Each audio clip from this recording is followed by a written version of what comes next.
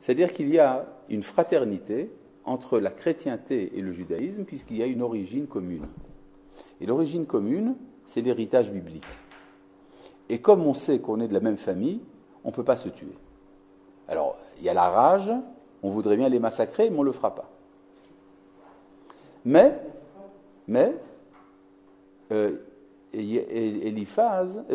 Ésav a un fils. Et le fils s'appelle Éliphaz. Et déjà, il est un peu plus éloigné de sentiments par rapport à Yaakov. Et c'est lui qui, d'après le Midrash, est envoyé par son père Ésav pour tuer Yaakov. Il arrive auprès de Yaakov, il ne le tue pas. Pourquoi ?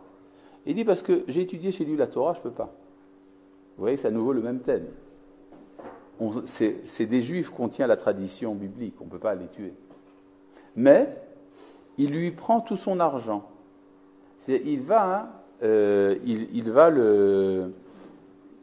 dépouiller, il va l'humilier, comme a fait d'ailleurs le christianisme à cœur joie pendant des siècles, quand ils ont pillé les Juifs. Bon. Et puis après, Éliphaz a une concubine qui s'appelle Timna, et cette concubine, d'après le Midrash, a voulu se convertir. Et elle est allée voir Abraham qui l'a refusé, Yitzhak qui l'a refusé et Yaakov qui l'a refusé. De frustration de ne pas être Israël, elle devient la concubine d'Éliphaz, en disant « Je préfère être une concubine dans la maison d'Abraham qu'une princesse chez les nations. » Et c'est d'elle qu'est né Amalek. Et Amalek est le fruit de la frustration de ne pas être Israël. Il n'a plus les sentiments de fraternité qu'avait son grand-père envers Yaakov, mais il a hérité de toute la haine. C'est-à-dire, on peut dire que Amalek représente ici l'Europe laïque, l'Europe déchristianisée, qui n'est plus chrétienne et donc qui ne ressent plus de points communs avec le judaïsme, mais qui d'autre part a hérité de l'accumulation de la haine pendant des siècles, et donc il va maintenant pouvoir se permettre, sans barrage théologique, de tuer Israël. Vous savez que d'après les chrétiens, il ne faut pas tuer les Juifs. Vous savez pourquoi ? Parce que les Juifs servent de témoins.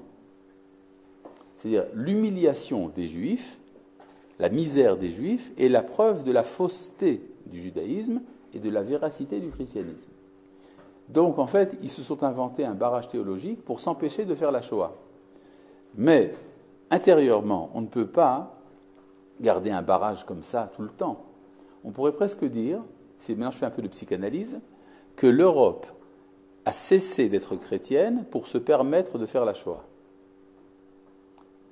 D'ailleurs, c'est ce qu'ont dit ouvertement les fondateurs de l'Europe laïque.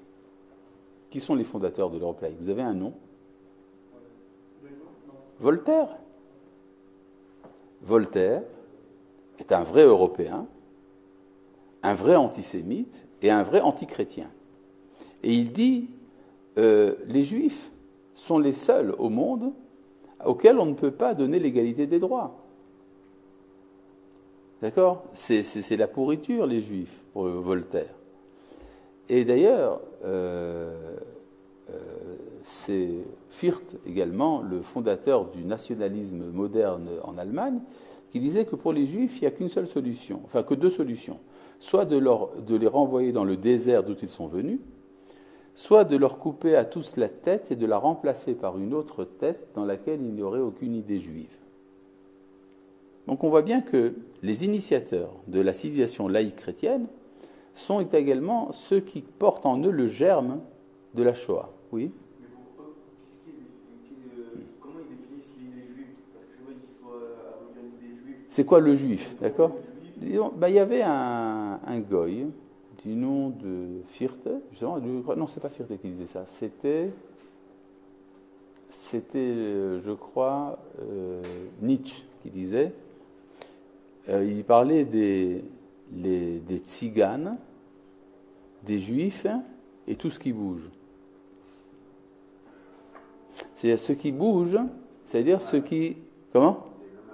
Oui, les nomades. C'est-à-dire ça bouge.